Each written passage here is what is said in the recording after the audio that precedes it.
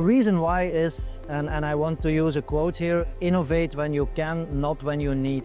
And if you see, okay, what is going on in the world and the new technology is coming on, and then I'm talking about artificial intelligence, if you want to stay with that curve, the technological wave, and follow it, and really reaping the benefits of all the new technology that SAP is bringing that can help your business to become more competitive, you should move your on-premise solution, which is ECC, it's still an on-premise solution, to the cloud, because it's there that we have all the AI business processes built in, and they will not come in the ECC on-premise solution.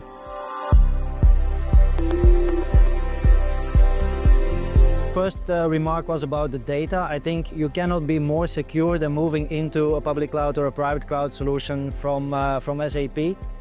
Second, indeed, all the developments that you have done, I think it's a good idea to revisit if you still are using those developments. And also, moving to the cloud doesn't mean that you have to throw away all those developments, but you have to rebuild them in another way, not really into your ERP solution with ABAP, for example, but build them on the BTP platform, so that you again can do much more and faster upgrades and innovations. That's the way you should do it. But it's not the case. Moving to the cloud doesn't mean that you cannot really differentiate yourself by having not developments anymore. You can really reuse the developments that you have done.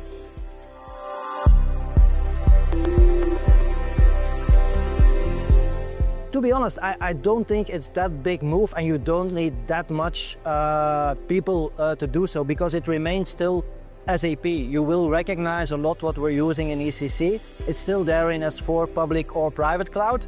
So the move also, what we've seen and what we witness is that it's not that big effort to do that move.